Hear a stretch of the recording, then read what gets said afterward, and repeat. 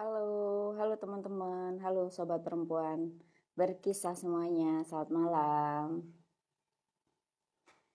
Ntar ya, sambil kita cek sinyal, kita nunggu foundernya Dokter Tanpa Stigma masuk dulu nih.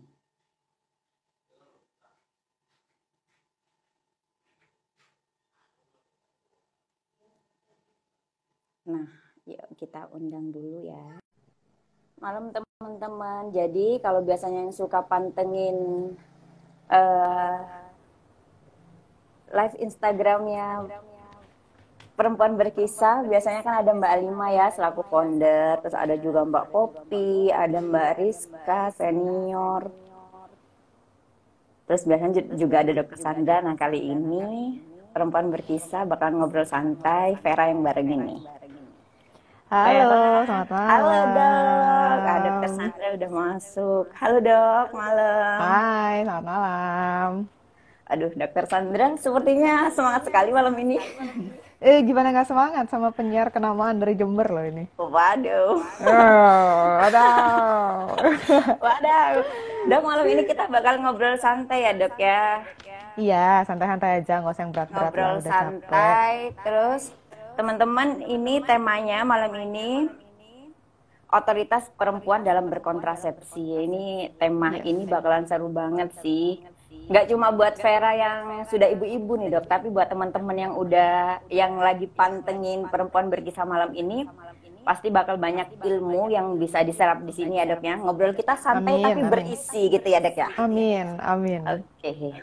Nah teman-teman, kali ini kita bakalan live kan bareng Dokter Tanpa Stigma, ada foundernya Dokter Sandra Suryadana. Dok, dikenalin dulu, kan nggak semua kenal dokter. Masa sih aku tuh udah berapa kali muncul-muncul lah di Perempuan Berkisah loh. Jangan Tapi aku, salah dok. Ini kan banyak teman-teman baru yang gabung nih. iya, syukurlah ya, Perempuan Berkisah makin rame ya. Iya Oke, dong. selamat malam teman-teman semua. Selamat malam Vera, sobat Perempuan Berkisah. Selamat Malam. malam semua. Perkenalkan, saya Dr. Sandra Suryadana. Saya sebenarnya adalah salah satu bagian dari tim redaksi Perempuan Berkisah, di bagian editor. Tapi sekaligus juga saya punya gerakan sosial saya sendiri, yaitu Dokter Tanpa Stigma. Dokter Tanpa Stigma itu satu gerakan yang saya inisiasi untuk melawan stigma lah di dunia kesehatan, melawan stigma, diskriminasi, terus kekerasan dan yang lain-lainnya lah, pokoknya isu kesetaraan di dunia kesehatan, termasuk yang mau kita obrolin malam hari ini nih, Malam hari ini. soal Oke. kontrasepsi. Soal kontrasepsi. Mm-mm. Ini udah ada 17 nih dok yang gabung. Dan tema malam hari ini kan kita bakalan seru, kita nunggu atau langsung aja ya? Langsung aja, nggak apa-apa, nanti Langsung silakan aja. teman-teman Oke. menyusul. Nah, kan kita kan punya tema otoritas perempuan dalam berkontrasepsi. Sebelum kita ngomongin panjang lebar tuh tentang Hmm. otoritas perempuan dalam berkontrasepsi, kayaknya dokter Sandra bisa dijelasin dulu deh. Kontrasepsi itu sebenarnya seperti apa sih dok kalau secara ilmiah dalam dunia medis, terus kemudian apa aja macam-macamnya, manfaatnya, kayak gitu dok. Oke, jadi kontrasepsi itu sebenarnya adalah metode ya. Metode atau cara-cara untuk seseorang bisa mencegah atau menunda kehamilannya. Nah, ini sebenarnya di Indonesia sejarahnya adalah mulai marak digunakan kontrasepsi itu sudah sejak era Orde Baru sebenarnya. Pada waktu masa kepemimpinan Pak Soeharto dulu di Orde Baru sekitar tahun 70-an mungkin ya, sekitar tahun 70-an itu dari beliau mencanangkan program keluarga berencana.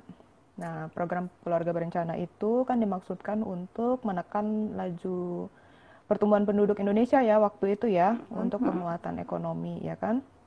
Ya. Jadi beliau mencanangkan program keluarga berencana, salah satunya caranya adalah dengan kontrasepsi. Jadi waktu itu digaungkan masif kontrasepsi di seluruh Indonesia. Kira-kira sejarahnya begitu. Nah, kemudian kan juga perkembangan dari kontrasepsi ini kan makin meluas ya, berkembang ya. Jadi saat ini sebenarnya program keluarga berencana itu tuh masih dilakukan, tapi dengan pengembangan. Jadi prinsipnya bukan lagi hanya untuk menekan laju pertumbuhan penduduk, tapi juga meningkatkan keselamatan dan kesehatan ibu dan anak. Terus menentukan usia pernikahan. Jadi jangan sampai masih terlalu kecil ya usianya, apalagi usia anak gitu, itu jangan menikah dulu. Terus nanti di usia berapa dia mau punya anak pertama, usia pernikahan berapa tahun baru mau punya anak pertama, apakah langsung, apakah menunda, terus jumlah anaknya berapa begitu, jarak antar anaknya berapa tahun gitu. Terus nanti diantara itu pilihan-pilihan kontrasepsinya apa aja gitu. Jadi sudah dikembangkan. Jadi permasalahan keluarga berencana dan kontrasepsi itu bukan hanya untuk menunda kehamilan aja, tapi diluaskan gitu untuk kesehatan ibu dan anaknya. Terus ya yang seperti itu tadi, benar-benar merencanakan keluar. Jadi membangun keluarga itu benar-benar direncanakan. Salah satunya dengan kontrasepsi gitu. Nah dok, kalau ngomongin manfaat macam-macamnya dulu deh dok. Macam-macamnya kan banyak banget tuh kan kontrasepsi, ada yang hormonal, ada yang enggak. Nah gitu. Iya benar-benar. Jadi karena kontrasepsi itu metode ya sebenarnya ya, pilihan cara-cara. Jadi tidak harus semuanya berupa alat atau obat.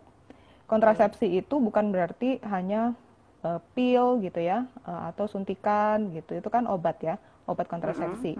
Tapi juga bukan hanya alat-alat aja. Jadi kontrasepsi itu adalah cara. Jadi bisa cara yang alami untuk berkontrasepsi, misalnya dengan menghitung masa subur, ya kan? Jadi untuk perempuan-perempuan yang siklus haidnya itu cukup teratur, dia kan bisa memperkirakan masa suburnya di tanggal-tanggal berapa ya. Jadi dikomunikasikan dengan suami, dihindari tanggal-tanggal masa subur itu gitu. Atau cara alami yang lainnya itu dengan coitus interruptus.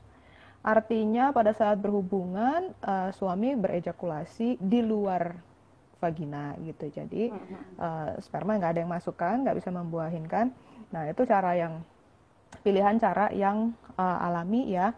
Cuma kan dengan cara alami ini efektivitasnya sebenarnya cukup rendah gitu. Artinya gampang kebobolannya.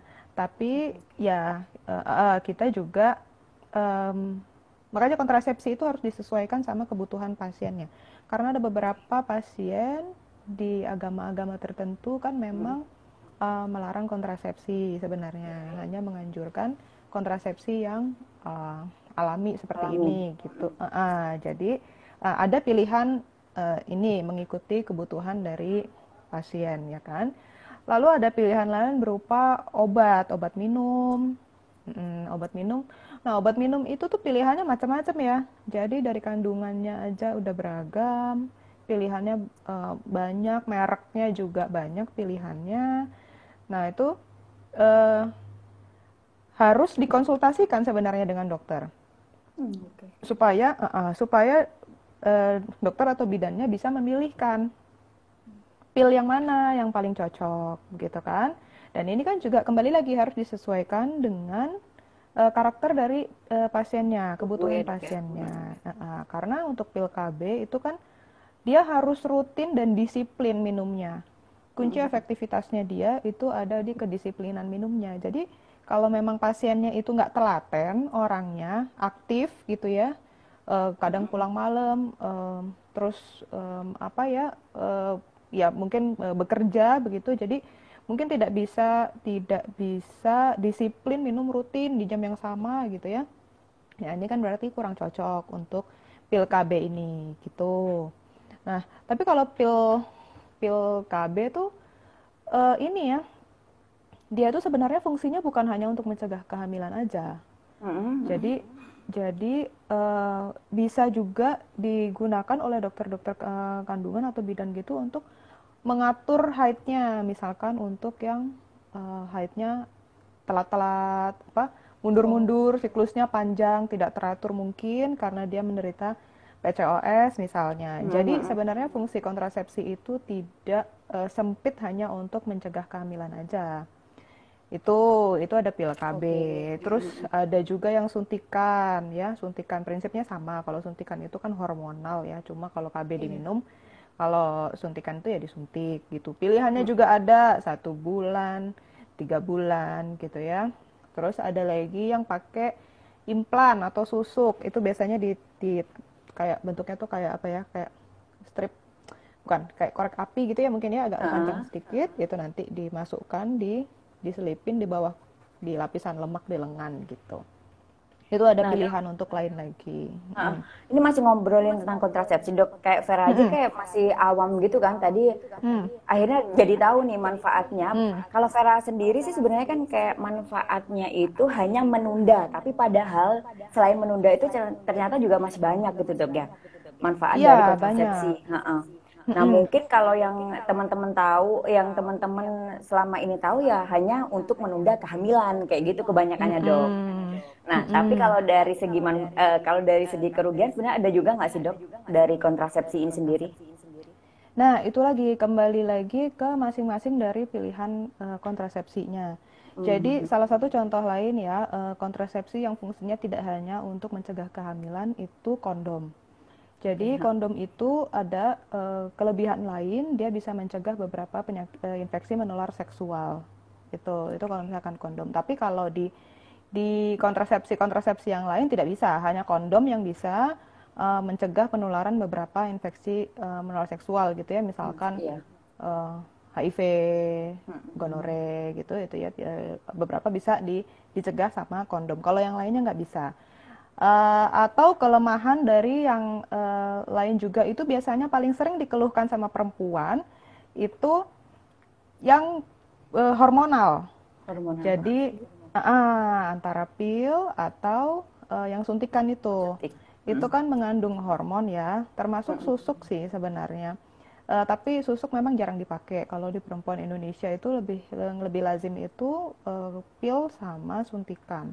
Nah, dua ini biasanya emang agak-agak bikin drama kalau di perempuan, karena dia mengandung hormon kan. Jadi ya memang dia modifikasi hormon itu tentu akan memberikan efek-efek hormonal juga. Misalnya banyak yang mengeluh berat badannya bertambah gitu. Jadi Hmm. jadi gendut banget habis KB gitu ya. KB.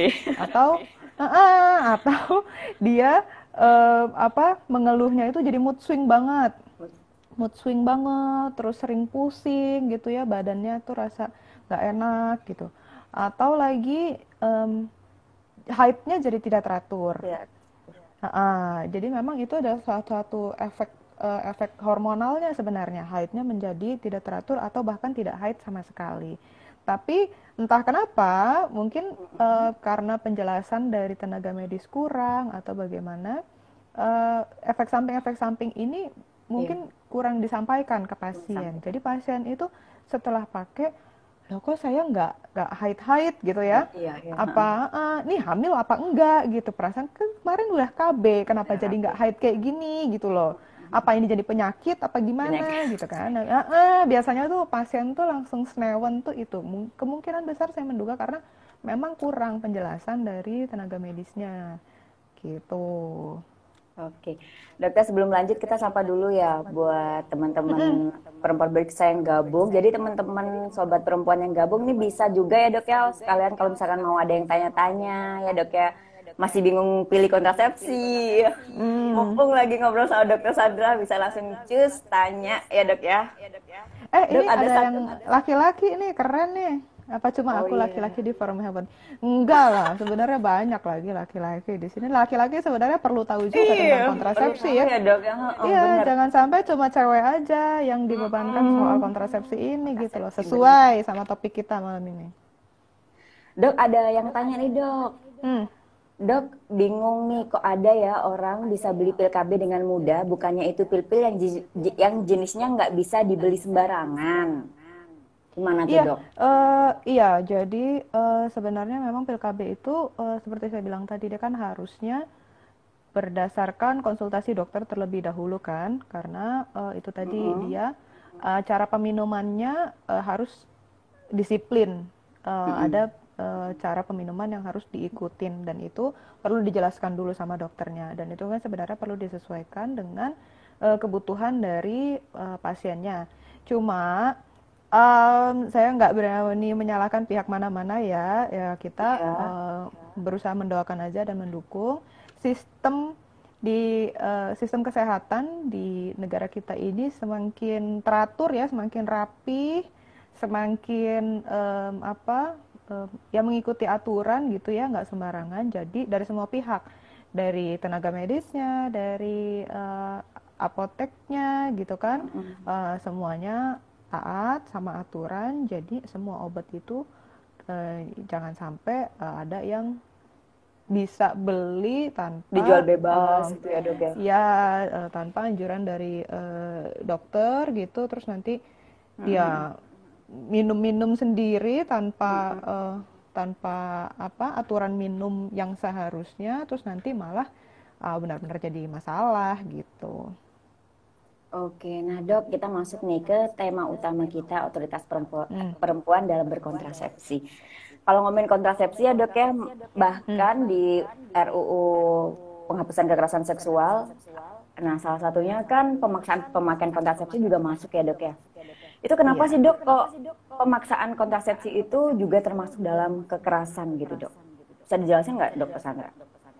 Iya, jadi ini salah satu poin yang baru ada di RUU PKS ya. Sekarang namanya ganti, RUU Pungkas. Bukan, iya, RUU penghapusan kekerasan seksual ya. seksual. Nah, di KUHP kita yang sekarang belum tercantum soal pemaksaan ini, tetapi dalam kenyataannya sebenarnya memang sangat banyak terjadi, terutama pada perempuan-perempuan Indonesia. Bahkan sebenarnya dari sejarahnya aja dulu itu sebenarnya sudah termasuk pemaksaan Pemaksaan ya dok ya. kontrasepsi. Iya, pada saat Pak Harto dulu mencanangkan program keluarga berencana itu eh, ada testimoni-testimoni kesaksian bahwa program ini bekerja sama dengan militer untuk memaksakan kontrasepsi kepada perempuan-perempuan di desa-desa gitu. Itu salah satu bentuk yang operasi secara sistemik ya, pemaksaan kontrasepsi ini. Tapi yang biasanya kita eh, alami gitu, kita hadapin sehari-hari sebagai perempuan, sebenarnya pemaksaan ini juga terjadi di level yang personal gitu. Misalkan seorang perempuan menjalin hubungan dengan seorang laki-laki, masih pacaran gitu ya, tetapi ada kekerasan di situ. Jadi laki-lakinya memaksakan untuk berhubungan seksual. Tapi karena dia laki-laki yang tidak mau nggak mau bingung, takut harus bertanggung jawab kalau misalkan nanti pacarnya ini hamil, tapi dia sendiri juga nggak mau pakai kondom gitu, nggak mau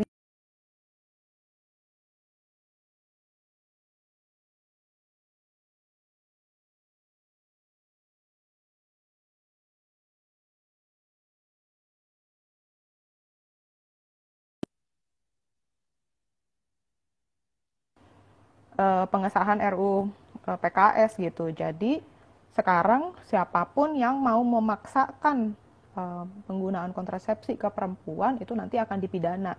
Mudah-mudahan seandainya nanti disahkan RUU PKS ini gitu. Dan ini sekarang ini agak marak. Jadi bukan hanya dilakukan oleh tadi contohnya pacar atau pasangan gitu ya, tetapi juga oleh keluarga.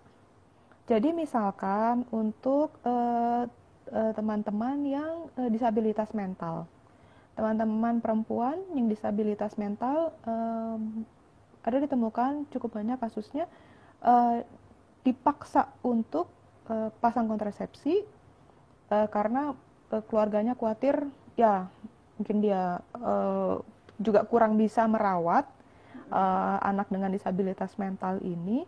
Jadi kan karena kasusnya cukup sering ya, kekerasan seksual pada perempuan-perempuan disabilitas mental begitu. Jadi keluarga karena tidak bisa merawat dan menjaga anak ini mungkin dipaksakan pemakaian kontrasepsi itu supaya paling tidak anak itu jangan sampai hamil gitu. Ya Nah, Dok, kan kalau menurut dokter istilahnya mengerikan ya. iya sih, heeh. Nah, Dok, kalau menurut dokter Sandra sendiri nih, misalkan dalam satu keluarga, Dok ya, otomatis kan suami dan istri, istrinya nggak mau pakai nih, tapi suami paksa. Nah, itu kan Hmm. biasanya banyak tuh ibu-ibu kan yang kesulitan untuk menolak si suami. Itu kayak gimana sih, Dok? Itu kan juga termasuk kekerasan ya, Dok ya? Iya, sebenarnya, nah ini konteksnya pemaksaan ini kita repot ya kalau sudah di ranah Mm-mm. personal ya. Personal, Kan iya. batasannya mana nih? Udah disebut Mm-mm. maksa atau dia sebenarnya cuma bujuk-bujuk aja gitu kan. Nah, makanya itu sebenarnya mengapa saya sangat mendorong ya, nggak cuma Iya, perempuan ya. yang mempelajari tentang kontrasepsi ini, Kontras. tetapi juga laki-lakinya. Supaya laki-laki Mm-mm. juga tahu bahwa laki-laki juga punya pilihan-pilihan untuk kontrasepsi. Tidak hanya perempuannya aja. Itu nomor satu.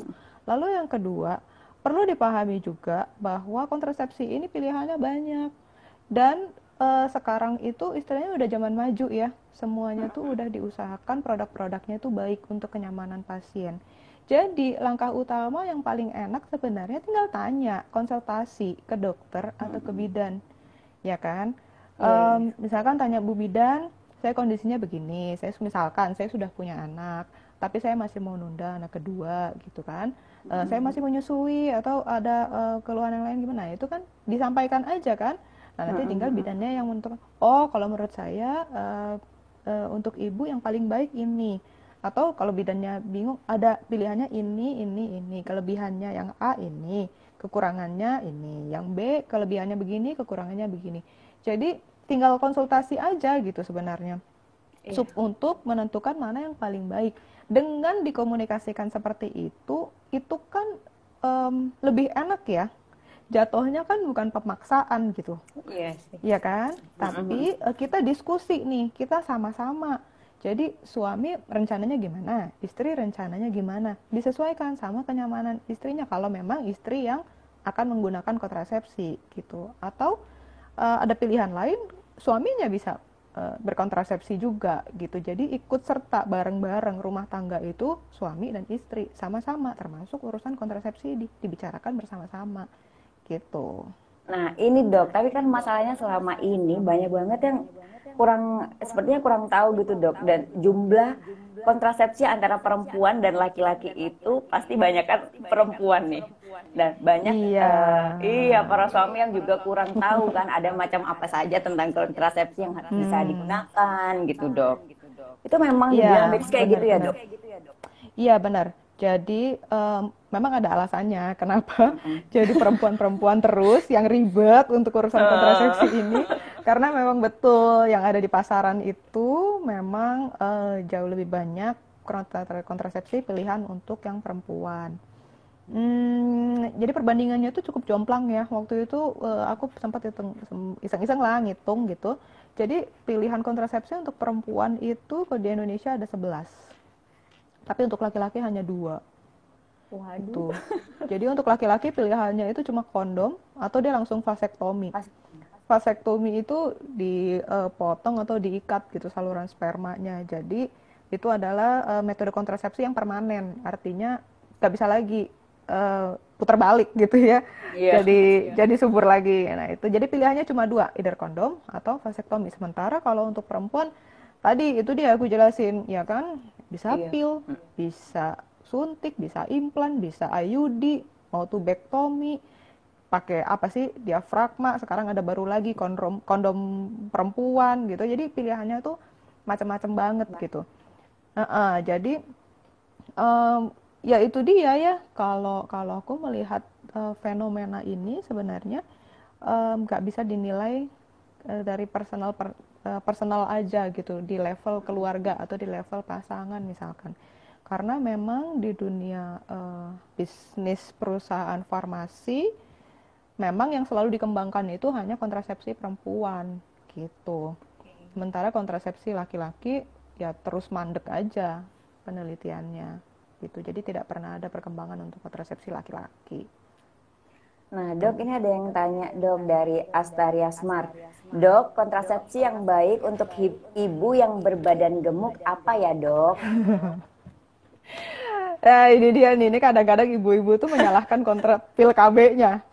Pil KB-nya atau suntikannya untuk kelebihan berat badannya gitu ya. Nah, Iya. itu jadi sebenarnya perlu diteliti dulu apakah dia gemuknya karena kontrasepsi atau bukan. Itu nomor satu, ya kan? Tidak selamanya juga kok orang pakai kontrasepsi itu berat badannya jadi naik gitu.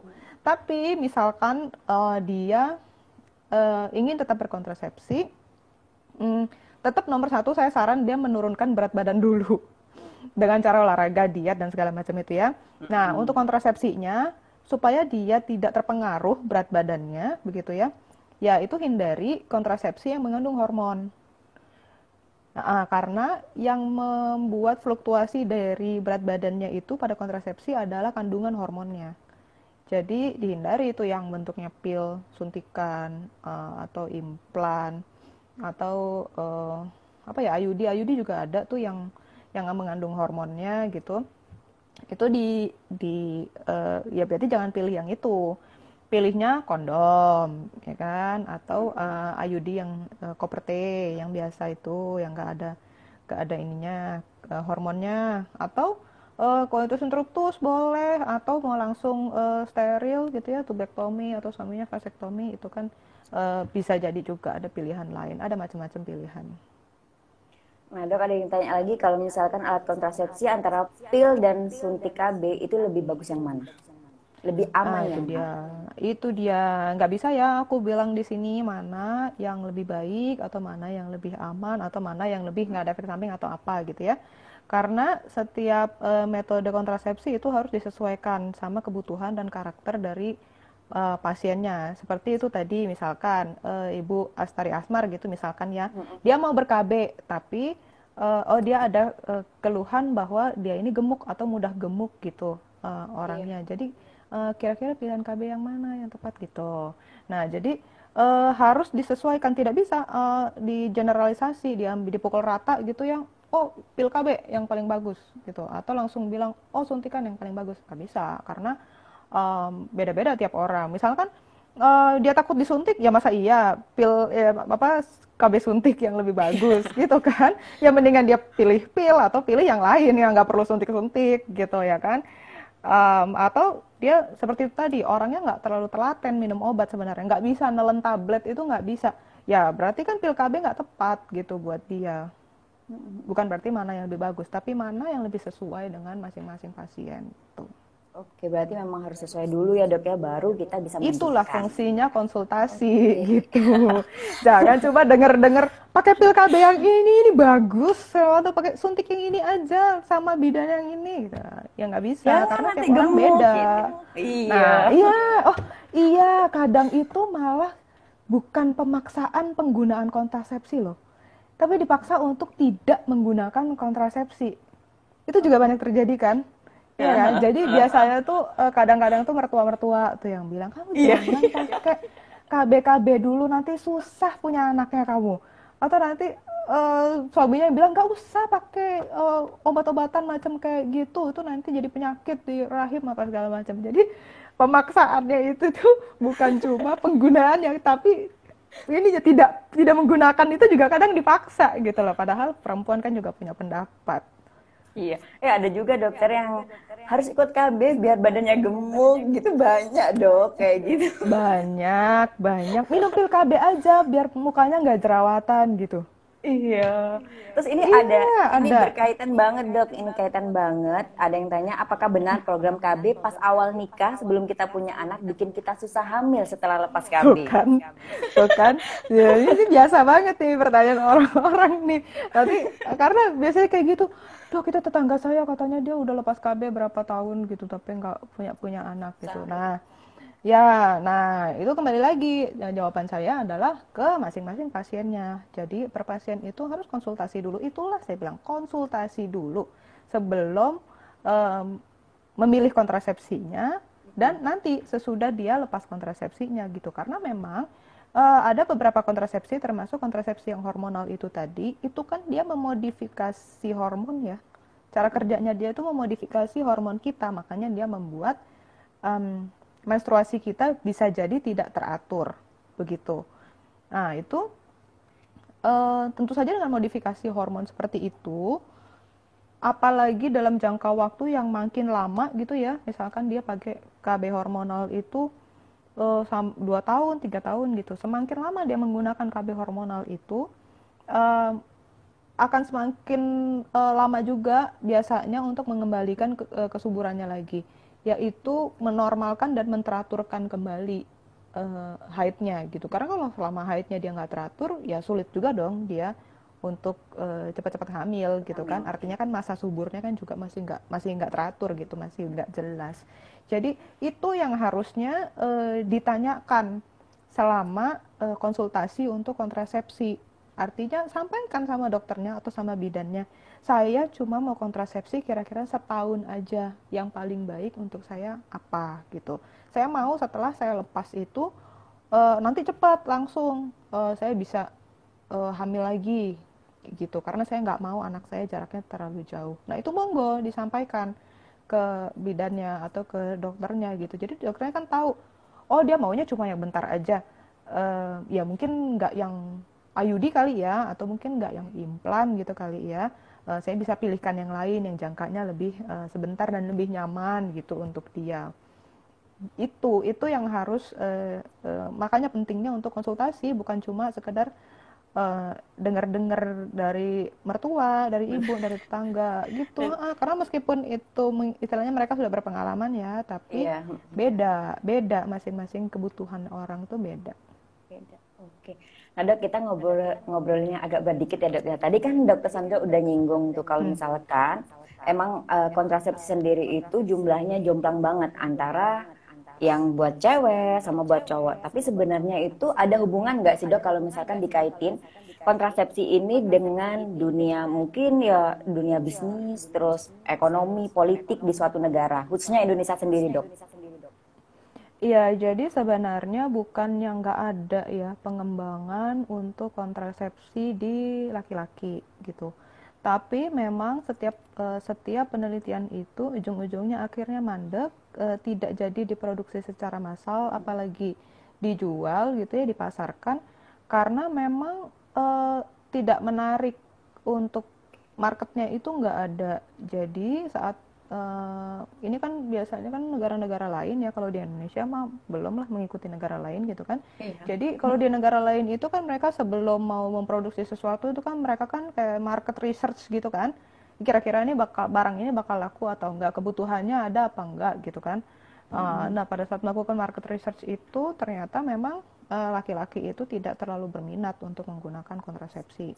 Yang waktu itu pernah dikembangkan itu adalah kontrasepsi suntik juga yang mengandung hormonal di India kalau nggak salah itu. Tapi again kebenturnya adalah karena laki-laki nggak berminat gitu untuk menggunakan kontrasepsi suntik gitu. Alasannya yang paling mayoritas mengatakan adalah karena mereka tidak suka dengan kemungkinan efek sampingnya.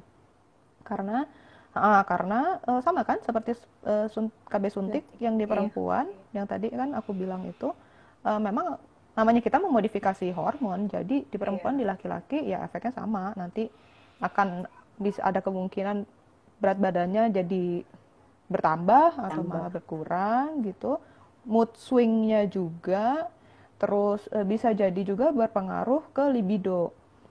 Jadi mungkin ya kemungkinan efek samping itu yang tidak disukain oleh laki-laki gitu. Jadi ya memang mereka tidak berminat, dan mayoritas laki-laki tidak berminat, jadinya ya perusahaan tidak menganggap ini suatu produksi yang akan menguntungkan gitu loh.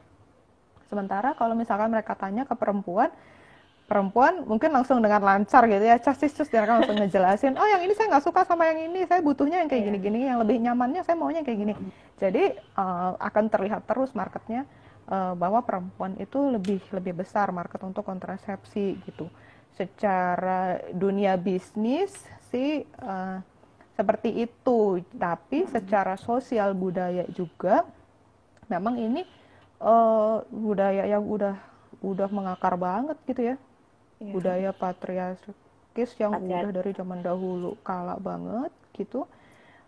Mungkin beranggapannya bahwa Ya itu kan badan lo, itu kan rahim lo ya, indung telur lo. Kalau ya berarti lo yang urusin, lo yang jaga-jaga dong, lo yang tanggung jawab dong. Lo kalau misalkan gak mau hamil, ya gimana lo deh, ya kan? Apa ngaturnya supaya lo nggak hamil ya. Kalau lo nggak mau ngurusin, ya kalau pikiran laki-laki mungkin ya bukan rugi di gue juga, bukan gue yang hamil gitu, ya kan? Jadi beban untuk melakukan kontrasepsi itu hanya diserahkan ke perempuan, dianggapnya karena perempuan yang akan menanggung kehamilan itu gitu loh. Tapi yang dilupakan adalah kenyataan bahwa untuk seseorang menjadi hamil itu kan dia butuh laki-laki ya. Ya kan? Masa iya dia tiba-tiba hamil melendung sendiri? Iya. Nah, Bunda Maria dong, ya kan? Iya. Jadi karena itu kan sebenarnya kan ada tanggung jawab dari laki-laki juga gitu. Inilah yang memang secara sosial budaya ini sudah error ya, tetapi kemudian diterjemahkan di dalam bisnis seperti itu. Penterjemahan budaya patriarki kita dalam dunia bisnis kontrasepsi oleh perusahaan farmasi yaitu jadi pilihan kontrasepsi untuk perempuan jauh lebih banyak daripada laki-laki. Dan ini kan lingkaran setan. Iya. Dengan semakin banyaknya pilihan kontrasepsi untuk perempuan, jadi perempuan yang jadi lebih banyak memikirkan gitu kan. Sementara laki-laki ya enggak lah, emang barangnya juga nggak ada gitu. Gue nggak mau pakai kondom, gue nggak mau vasektomi gitu. Ya cewek aja yang beli, cewek aja yang pakai, kan mereka tuh yang lebih banyak pilihannya gitu. Jadi tadi aku sambil nyari tuh data kalau di Indonesia itu ya, ini data dari Kemenkes tahun 2013, partisipasi perempuan usia kawin ya menggunakan kontrasepsi itu 93% lebih.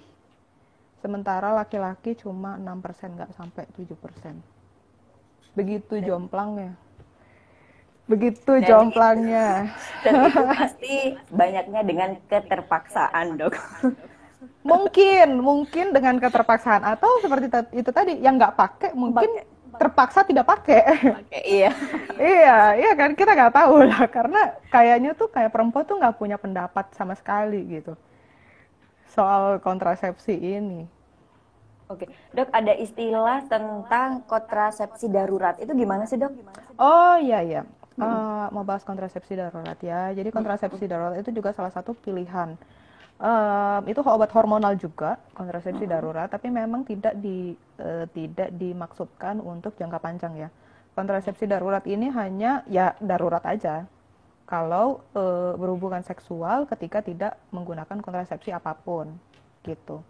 Jadi memang harus sesegera mungkin diminum setelah berhubungan seksualnya itu gitu. Dia cuma 2 pil, minumnya cuma 2.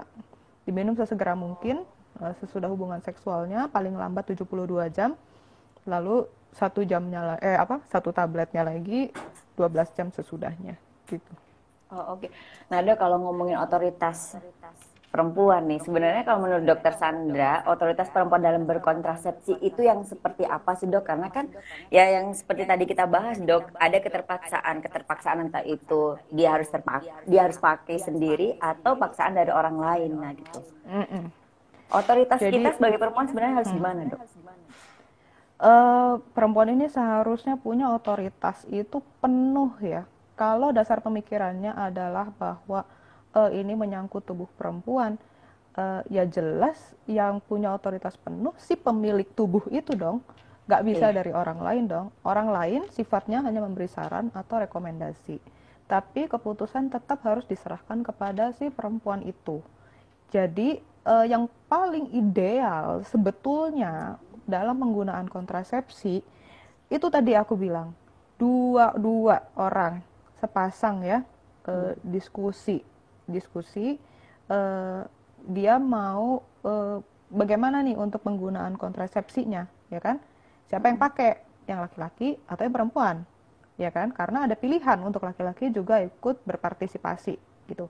Oke, kalau misalkan sepakat sudah ya deal diskusi sepakat yang perempuan yang akan menggunakan kontrasepsi misalkan, dia bebas untuk menentukan kontrasepsi yang apa yang dirasa paling cocok dan paling nyaman dengan dia, yaitu hanya dengan cara dia mendapat informasi selengkap-lengkapnya gitu.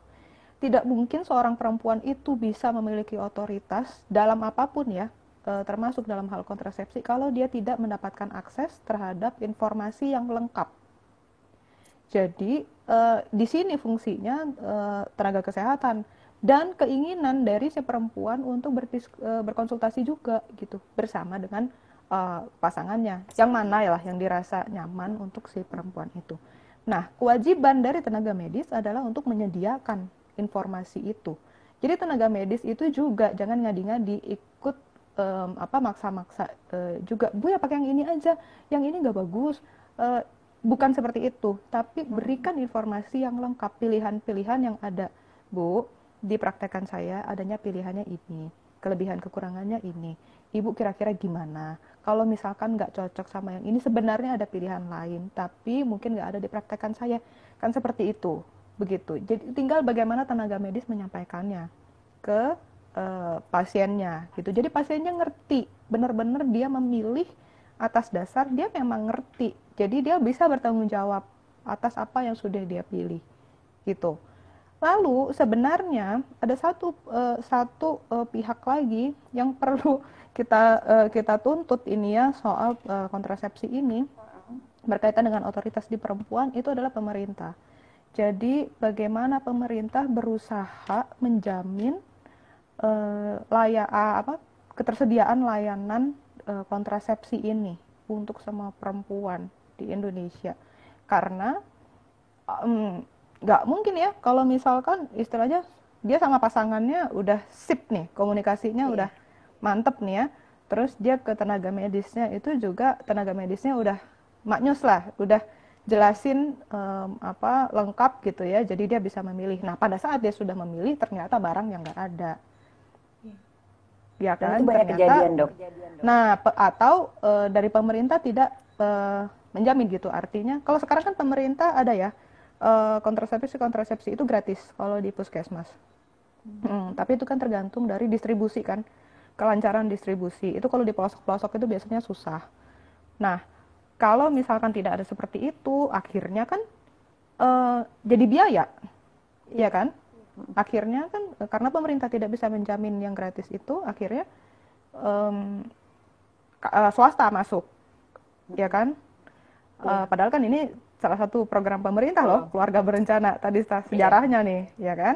Jadi pemerintah harusnya ikut berperan juga gitu. Nah, ketika pemerintah tidak bisa menjamin ini, akhirnya kan perempuan akhirnya yang dibebankan biaya untuk kontrasepsi ini, gitu loh. Jadi dan itu kan seperti tadi kita udah bahas, bebannya tuh nggak seimbang. Beban antara laki-laki sama perempuan tuh nggak seimbang secara dari berat ringannya, siapa yang harus pakai tanggung jawabnya ini. Nah ketika dia sudah memilih, terus biayanya akhirnya dia juga yang nanggung. Ini kan beban yang berlipat-lipat untuk perempuan, ya kan? Kita udah dibebanin biaya pada saat kita menstruasi loh. Dengan setiap bulan kita harus bayar pembalut, beli pembalut. Terus untuk mencegah kehamilannya, karena pemerintah tidak bisa menjamin, kita juga yang kita juga yang bayar biayanya gitu. Padahal pada saat kita bekerja ya kita masih dibebanin dengan harus jaga anak ini itu. Jadi bebannya tuh multiple banget kalau untuk perempuan. Sulit ya untuk dapetin dunia ideal perempuan benar-benar full authority gitu ya. Iya. Susah tuh, Dok, sepertinya. Nah, sulit. Iya, benar. Sulit sekali. Dokter, kalau ngomongin kontrasepsi sebenarnya ada nggak sih kayak batasan pemakaian, misalkan nih untuk anak-anak yang masih di bawah umur, kan banyak tuh kalau misalkan di pedalaman desa, apalagi yang mereka kayak tadi Dokter Sandra bilang, distribusi untuk kontrasepsi aja masih terbatas gitu Dok. Nah itu kayak gimana Dok biasanya?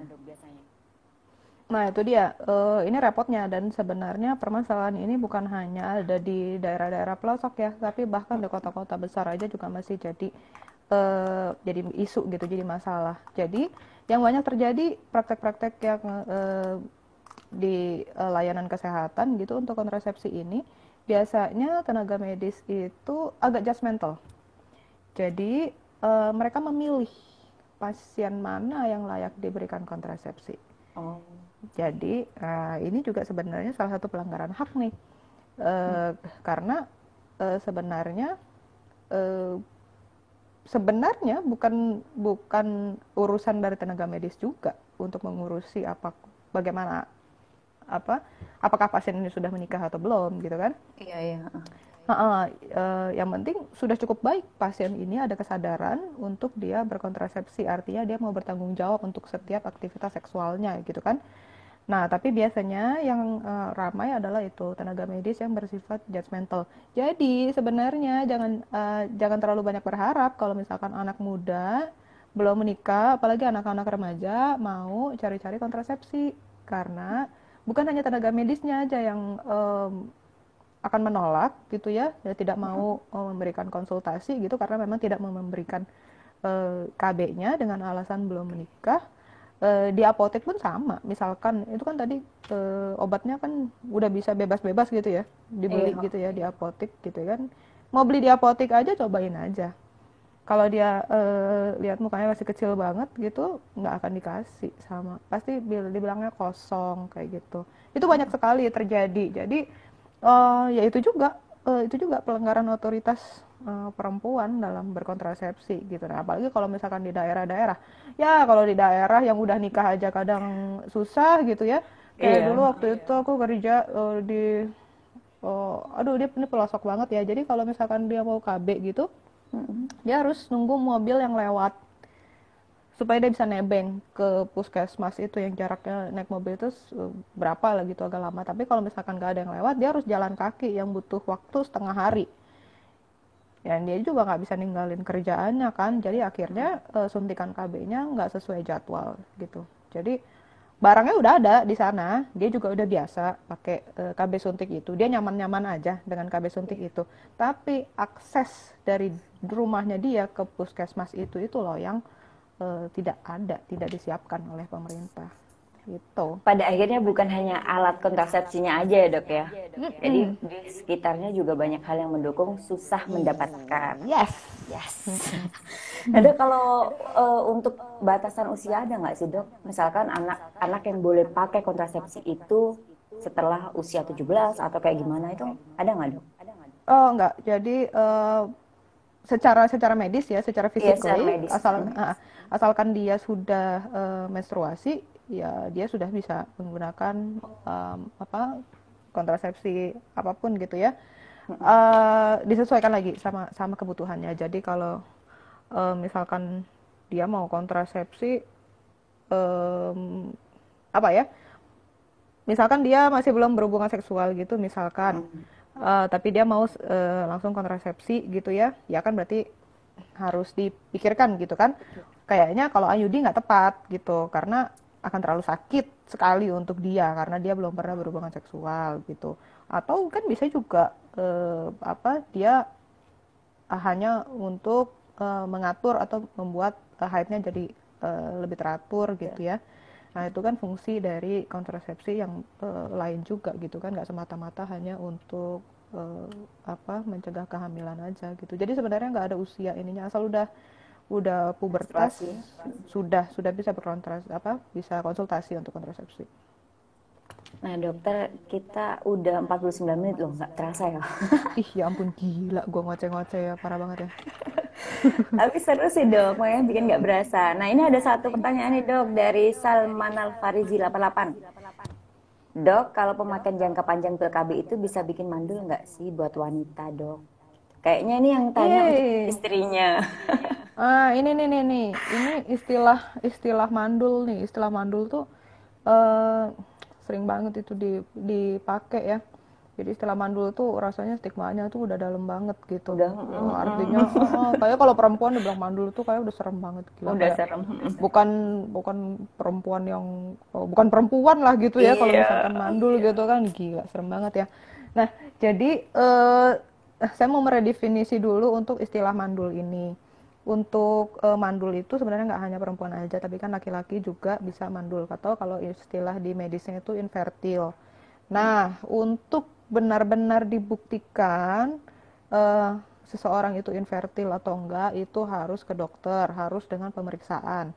Kalau laki-laki itu bisa dia periksa spermanya. Kalau perempuan, dia harus periksa USG, ya kan, diteliti sama dokternya, gitu kan. Jadi sel telurnya bagus-bagus atau enggak, atau memang dia sel telurnya banyak nggak mateng, gitu kan. Atau sebenarnya sel telurnya bagus gitu, tetapi di rahimnya ada kista gitu misalkan, yang menyulitkan janin bisa menempel di rahim. Atau semuanya bagus-bagus aja, tapi ternyata saluran telurnya itu yang tersumbat gitu. Saluran telurnya yang tersumbat, jadinya telur nggak bisa lewat di situ, nggak bisa pembuahan. Atau ada faktor hormonal lainnya, misalkan dia ternyata menderita tiroid, atau misalkan faktor ada masalah kromosom, misalkan dia kerja di pabrikan gitu kan, terlalu banyak bahan kimia atau segala macam. Jadi untuk perempuan dan sebenarnya untuk laki-laki juga, untuk kita mendiagnosa bahwa dia itu mandul dan tidak ada solusi lagi, itu perjalanannya panjang. Faktor-faktornya itu banyak, bukan hanya dari pil KB aja gitu. Jadi itu harus dikonsultasikan lagi. Penggunaan pil KB itu juga panjangnya itu seberapa panjang? Tadi kan seperti aku bilang, semakin lama dia menggunakan kontrasepsi yang ada hormonnya. Nah, pada saat lepas juga untuk mengembalikan lagi ya siklus masa suburnya itu kan juga butuh waktu gitu. Jadi pemakaian jangka panjang pil KB membuat mandul belum tentu. Belum tentu. Belum tentu. Kalaupun dia mandul bisa jadi juga bukan dari pil KB-nya. Jadi itu yang harus diperhatikan. Stigma masyarakat juga ya dok ya. Biasanya kalau udah lama belum hamil, udah dibilang aduh mandul. Iya. Susah. Nah itu yang terus nanti yang ditanyain cuma ceweknya doang, cowoknya Iya, ada bener madu-madu yang banget. ngerokok gitu di luar gitu ya. Dokter, pertanyaan terakhir ya dok ya. Perempuan dengan endometriosis dok, apakah sulit untuk hamil? Itu tadi aku bilang, kesulitan untuk hamil itu faktornya banyak, ya kan? Gak cuma dari perempuan, dari laki-laki. Endometriosis itu kan dia ada tumbuh jaringan endometrium di luar dalam rahim ya, di tempat yang nggak seharusnya lah pokoknya. Atau kalau orang-orang itu juga kadang bilangnya tuh kista, kista coklat gitu kan. Nah ini kan juga tergantung dari masing-masing. Nah kista coklat, kistanya ini, si endometriosisnya ini setebal apa, ya kan? Selama bulan-bulanannya itu setiap bulannya itu, setiap siklus haidnya seberapa parah memberikan gejala gitu kan? Karena endometriosis itu biasanya sakit sekali gitu haidnya, atau ada keluhan-keluhan yang keluhan utamanya sih nyeri sih dia, nyerinya itu. Jadi itu harus dikonsultasikan lagi ke dokternya. Kalaupun memang endometriosisnya lah penyebab dia sulit hamil, kan juga ada pilihan-pilihan solusi gitu. Tidak semua endometriosis menyebabkan sulit untuk hamil sebenarnya. Oke, jelas ya untuk siapa tadi yang tanya, si Grey.cat.